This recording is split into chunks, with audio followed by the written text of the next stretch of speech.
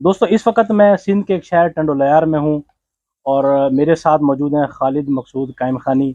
इनका vermi compost पर बड़ा वसी तजर्बा है। इनकी एक वीडियो हम पहले भी अपलोड कर चुके हैं अपने चैनल पर। हमारे नाजरीन ने उसे बहुत सराहा। उसके बाद बहुत सारे सवालात इस पर हम आए तो हमने खालिद साहब से टाइम लिया था कि जो हमारे नाजरीन की तशफ़ी है वो दूर हो जाए, जो सवाल है उनके जवाब भी हमारे नाजरीन को मिल जाए। तो इनका वसी तजर्बा है वर्मी कंपोस्टिंग पर, और इल्म देने पर ये बहुत सारे लोगों की तरह बिल्कुल भी कंजूस नहीं है। इल्म देने में बड़े ये सखी हैं, बड़ी नाइस पर्सनैलिटी है। तो आइए मिलते हैं खालिद साहब से। अस्सलाम वालेकुम जी। वालेकुम अस्सलाम। अब्बास भाई कैसे हैं आप?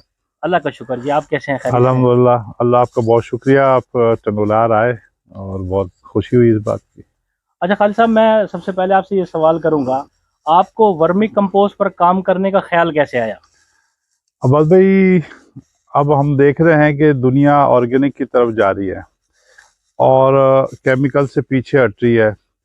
तो वो सूरत है कि हमने सोचा कि जो बहुत सालों बाद हम जाएंगे दुनिया को देखकर, तो हम भी इस सिलसिले में जाने लग गए।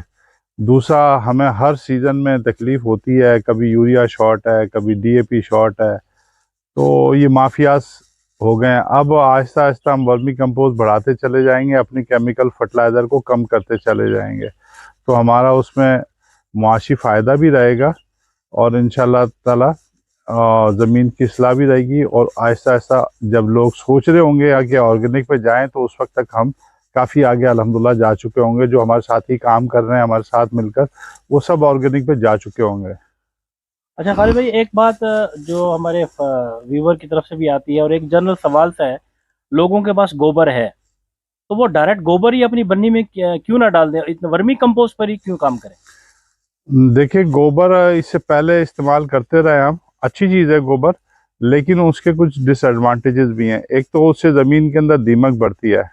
दूसरा, उसके अंदर जो नाजुक फसलें होती हैं उनकी जड़ों में फंगस आ जाती है, क्योंकि हम गोबर को ताज़ा इस्तेमाल करते हैं। अगर गोबर को हम लोग डिकम्पोज कर दें अच्छी तरीके कुछ महीने, उसके बाद इस्तेमाल करें, तो उसके नुकसान नहीं है।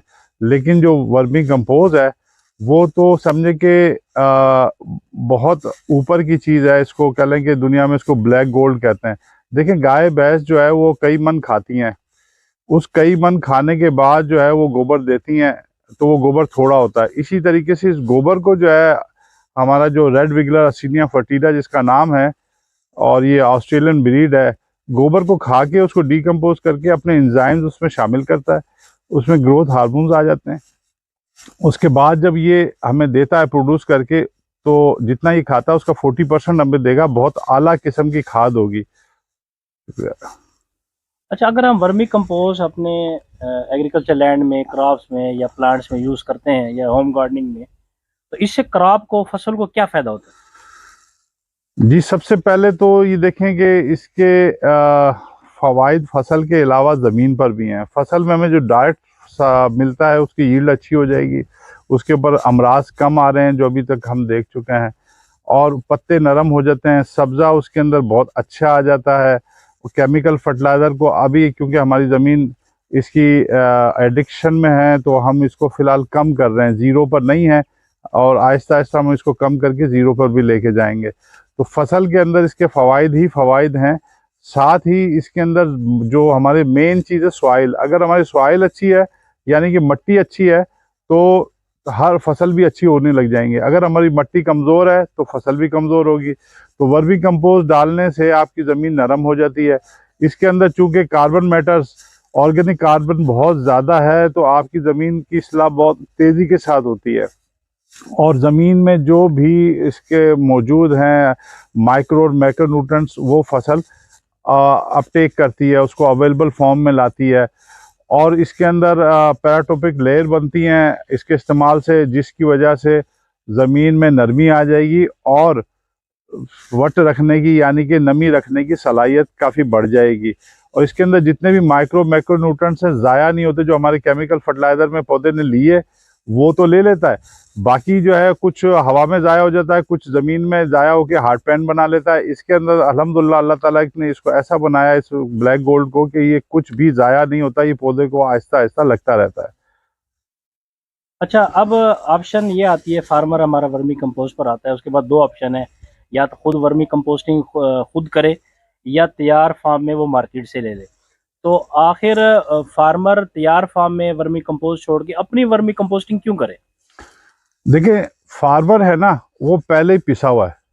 वो हम उसको ऐसा कोई भी आइडिया दें जिससे उसकी बचत हो, जिससे उसकी आमदनी बढ़ जाए, जिससे उसकी फसल की इस्लाह हो जाए, जिससे उसकी ज़मीन बेहतरीन हो जाए, तो वो अगर ख़रीदेगा उसकी कॉस्ट बहुत ज़्यादा आएगी।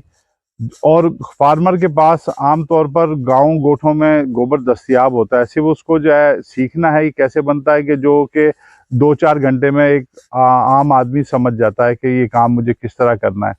और गोबर उसको दस्तयाब है। वर्मी उसको एक दफ़ा असिनिया फर्टिडा रेड विगलर लेना है और ये टेक्निक हासिल करके अपनी खाद खुद बनानी है। अगर वो ख़रीदेगा तो सारी उम्र ही ख़रीदता रहेगा, और जब वो बनाने लगेगा इसकी मल्टीप्लिकेशन इतनी अच्छी है असिनिया फर्टिडा रेड विगलर की, कि ये बहुत तेज़ी के साथ अपना ग्रो करता है। इसके जो ककून्स होते हैं, हर ककून के अंदर 3 बच्चे निकलते हैं एवरेजली। तो वो एक बेड जब आप नेक्स्ट टाइम करेंगे तो 2 बेड में, 4 बेड में, इस तरह वो मल्टीप्लाई होते जाएंगे। तो खुद अपना मल्टीप्लाई करे, खुद अपनी फर्टिलाइज़र घर की मुफ्त हासिल करे, और उसको जो है दूसरे किसानों को भी ये रेड विगलर दे, और उनको भी इस पर करे कि भाई ऑर्गेनिक के ऊपर आओ, अपनी ज़मीन की, अपनी सॉइल की, अपनी फसल की इस्लाह करो, ना कि खरीद के आप चीज़ें डालेंगे। पहले ही हम कंपनी से खरीद के जो है बेजार हैं, और पैसा बहुत ज़्यादा है। जो डीएपी बहुत कम कीमत में हमारे पड़ोसी ममालिक में आज हमारे पास वो बहुत बड़ी कॉस्ट दे रहे हैं। हम ऐसे यूरिया की बहुत बड़ी कॉस्ट है, एसओपी की बहुत बड़ी कॉस्ट दे रहे हैं। तो हम कहाँ तक देते रहेंगे? आखिर हम या तो अपनी ज़मीनें बेचेंगे या हम इस कारोबार को छोड़ेंगे। शुक्रिया। अच्छा, जब हम वर्मी कंपोस्ट यानी कि केचुओं की बात करते हैं तो हमारे फार्मर के और आम लोगों के जहन में वो केचुए भी आते हैं जो ज़मीन में अवेलेबल है या कुदरती तौर पे होते हैं। तो एक सवाल ये है कि कुछ लोग कहते हैं कि हमारे अपनी ज़मीन में केचुए बहुत हैं। अच्छा, और दूसरा हम भी ये कहते हैं कि अगर आप गोबर डायरेक्ट या ऑर्गेनिक मैटर सॉइल में बढ़ाएं, साथ वेस्ट डिकम्पोजर ज़्यादा मिकदार में और मुसलसल इस्तेमाल करें, तो आपकी अपनी ज़मीन में अर्थवर्म पैदा हो जाएंगे। तो सवाल ये आता है, अगर हमारी सॉइल में अर्थवर्म ऑलरेडी मौजूद हैं या गोबर और डिकम्पोजर के इस्तेमाल से अर्थवर्म पैदा हो गए हैं, तो क्या उस सूरत में भी हमें वर्मी कंपोस्ट पर काम करने की ज़रूरत पड़ेगी? जी आबाद, बहुत अच्छा सवाल पूछा। आमतौर पे लोग यही अर्थवर्म को समझ नहीं पाते। असल में अल्लाह ताला ने जो कीड़े की मखलूक पैदा की है, जो कि हमें मालूमात हुई हैं अभी तक, इसकी टोटल जो है 4,500 से ज़्यादा इक़साम है कीड़ों की। अर्थवर्म नहीं, कीड़ों की 4,500 से ज़्यादा इक़साम है। उनमें से जो अर्थवर्म जिसकी आप बात कर रहे हैं, ये सिर्फ मट्टी खाता है। ये कुदरत ने इसको हमारे लिए हल का जो है वो काम करता है। जैसे हम हल की जुताई करते हैं, उसको ये खाकर मट्टी को उलट पुलट करता है, नीचे की मट्टी ऊपर करता है। बहुत फ़ायदेमंद चीज़ है ये। लेकिन ये जो है असिनिया फर्टिडा, ये मट्टी नहीं खाता। ये डिकम्पोज होने वाली चीज़ें हैं जिसके अंदर सरफहरिस्त गोबर है, क्योंकि हमारा वाफिर दस्तयाब है। या हमारे इलाके में केला है, वो केला भी हम गोबर में डाल देते हैं, जो छांटी के बाद बचता है कचरा। इस तरह फसल की बाकियात है, वो हम सब उसको ये इस्तेमाल करके तो हमें वर्मी कंपोस्ट देता है। उसकी अफादियत अपनी जगह पर है, लेकिन जो वो काम करता है अर्थवर्म, वो असिनिया फर्टिडा नहीं करेगा। इसको मट्टी में डालेंगे, ये मट्टी में इसको जो है मौत वाक़या हो जाएगी। आपके गोबर में भी अगर 10% मट्टी है, 15% मट्टी है तो ठीक है। अगर इससे ज़्यादा मट्टी होगी तो ये नहीं खाएगा, उसको डिकम्पोज नहीं करेगा। ये मखसूस चीज़ को डिकम्पोज करके अपनी बेहतरीन क्वालिटी की खाद फराहम करता है, जिसको वर्मी कंपोस्ट भी कहते हैं। यानी आपका कहने का मतलब है कि ज़मीन के अंदर जो अर्थवर्म मौजूद हैं वो फ़ायदेमंद हैं, नेचुरली होते हैं, ज़मीन को नरम भुरभुरा करता है, एरिएशन बेहतर होती है, और उसको अगर गोबर पे छोड़ेंगे वो सर्वाइव नहीं करेगा। इसी तरह जब रेड विंगलर है, इसको हम सॉइल में छोड़ेंगे तो वहाँ ये सर्वाइव नहीं करेगा। हमारा मकसद ये है कि ये जो रेड विंगलर है, इससे हम गोबर के थ्रू अपनी ब्लैक गोल्ड वर्मी कंपोस्ट बनाकर उस कंपोस्ट को सॉइल में यूज़ करें। जी बिल्कुल सही कहा। उसकी अफादियत अपनी जगह पर, उसको तो हम बिल्कुल नहीं कह रहे कि वो ख़राब है, लेकिन वो इसको डिकम्पोज नहीं करेगा गोबर को। जो रेड विगलर है वो डिकम्पोज भी करेगा और आपको बेहतरीन खाद भी फराहम करेगा आपकी फसल और ज़मीन के लिए।